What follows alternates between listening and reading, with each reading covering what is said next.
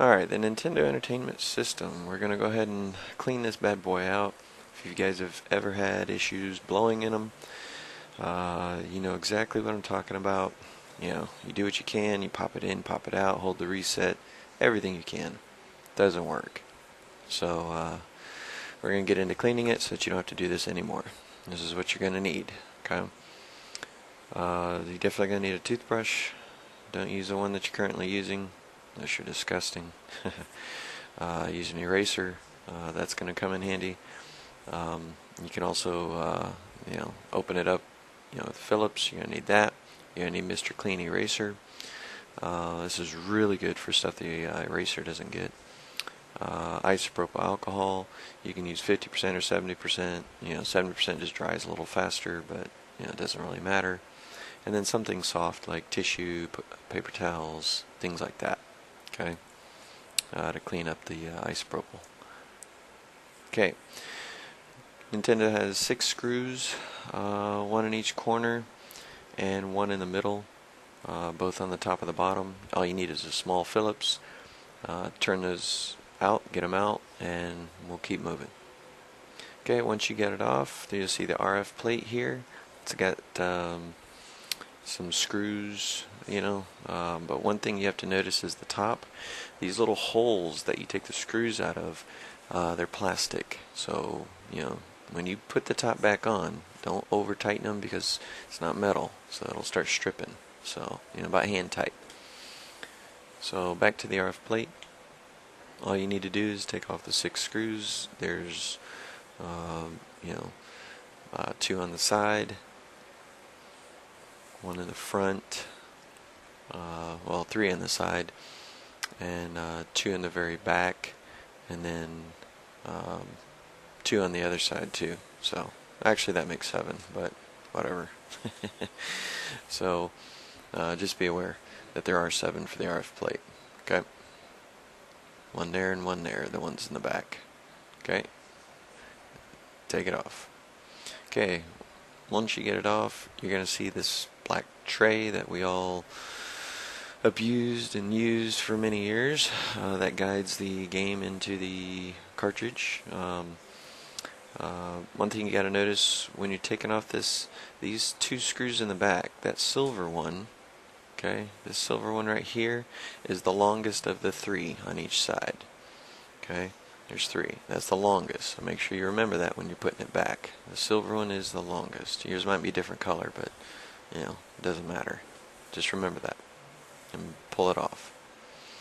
So what you're going to do is, I forgot to mention, there's actually 2 more screws I forgot that's holding the RF plate down. There's 1 there and 1 right inside the tower, right behind the component cables or component inputs. So when you lift this up, this tray is going to come out towards you. Okay, just lift up the whole thing and pull it out. But see these little gray pins? There's 1 there. There's 1 in the front, right here. Okay, and there's 1 in the back near that screw that I missed. That's the 3rd one. And then the 4th one is over here on the right side. Those will help you get it back into position. So if you get all 4 of those lined up, the whole motherboard will slide in place and be pretty much locked into position.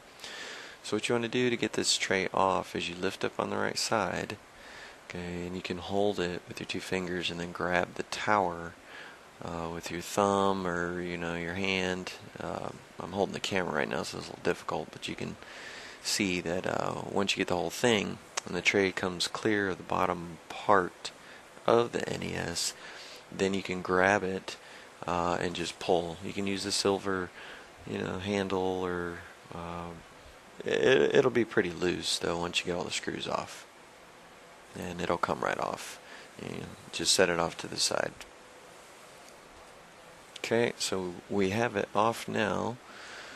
So what I did was what I told you earlier, just lift it up, grabbed on the tray, lifted it high enough so it would clear the base, pulled it straight out in front of me, set it off to the side, and put all the screws in there. And don't forget also that second screw, in my case it's silver, it could be any color, but that is the longest. The tray is pretty self-contained. It doesn't contain a lot of moving parts. You know, you can clean it as a single piece with Windex, soap and water, isopropyl alcohol. It doesn't really matter, it's just plastic, so you know, just clean it however you want and set it off to the side. Okay, now that we have that off, I want to see if I can get the camera.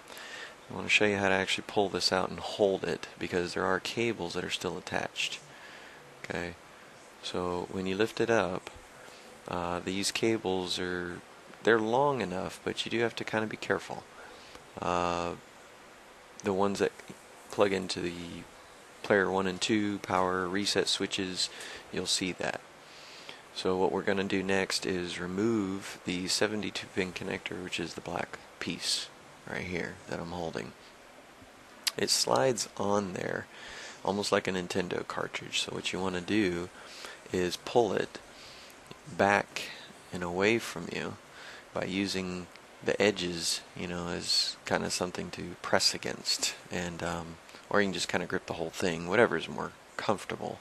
But it needs to come off so you can clean the pins underneath it and clean the 72-pin connector itself. That's where the problem is for all the blowing. Okay, so from the back view, there's an RF plate on the bottom. Just kind of move it out of the way. Use your fingers, wedge it back, pull on it, and press forward with the, well, basically the opposite direction on the motherboard. And you'll feel it wiggle.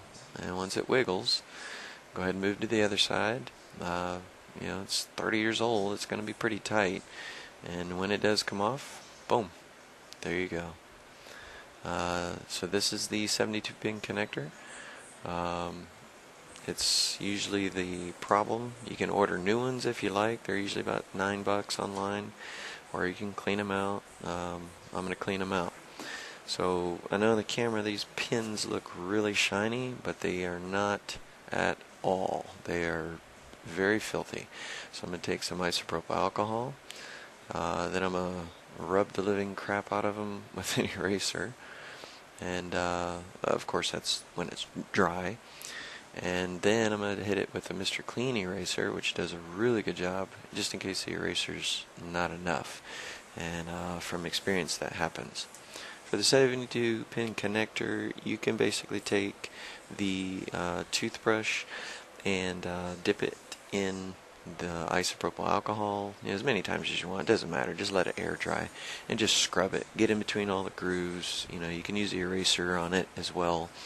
You can use Mr. Clean rubbing eraser on it as well. It's not going to hurt it. Alright, so I've been cleaning this thing, and I just started with just the toilet paper. In this case, you can use paper towel and just go up and down the pins. It doesn't really matter. I've seen some people use Windex. That works too. I like isopropyl alcohol just because it dries faster. I'm not too crazy about the ammonia and the smell, you know, of Windex anyway. You know, plus isopropyl alcohol just does a lot better job, in my opinion. So once you get the isopropyl alcohol on there, go ahead and take the eraser after it's dry. I mean, as you can tell, I just dabbed it, you know, and started going at it. Now, the eraser is going to get a lot deeper clean. You're going to see that it starts to blacken up. You're going to get little shavings too. Don't worry about those. You can just air gun them out. You know, it doesn't really matter if they fall in the case or not, just as long as they're not on any contacts blocking anything. You can turn it upside down and shake it. Doesn't really matter. So for the eraser, just hit it pretty good. I'm going to show you the corner here. It's pretty black, pretty gunky. This is probably the first time this one's ever been cleaned. You know, you can rub the eraser with your hand and get it clean, you know, or just find another clean spot, change directions. Okay, the eraser wasn't good enough, so as you can see, there's tons of gunk on the Mr. Clean eraser.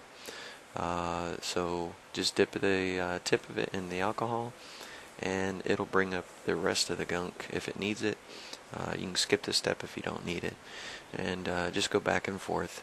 I have seen a guy actually take 800 or I believe 400 grit sandpaper to the pins, but as you can see, Mr. Clean's doing an awesome job. I wouldn't recommend the sandpaper, only because you are literally wearing down the contacts, so I would stick with Mr. Clean as the most abrasive method.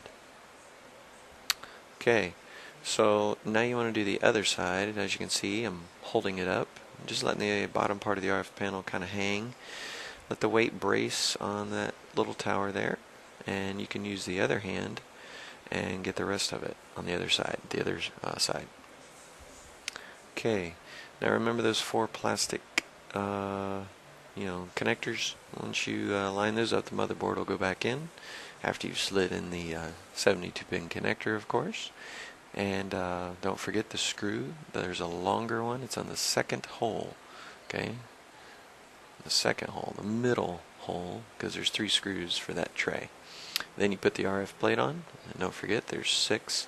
Well, I keep saying 6. There's 7. There's the 2 in the back. Okay, and then you're going to put the top on, and then there's 6 of those. And don't forget, those are plastic, the ones I'm pointing at. You're going to make sure the wires are out of the way. So don't over tighten those. You got to be careful. Those are the ones that you don't want to over torque. Okay, put it all back together. Make sure that your tray can go up and down easily, otherwise you may have not screwed something very tight, or you may have over tightened it. The middle, back, and front ones you can do a half turn, and that'll relieve that problem as well. I accidentally did that my first time, and not even a half turn, quarter turn, tray was working fine afterwards. You should be good.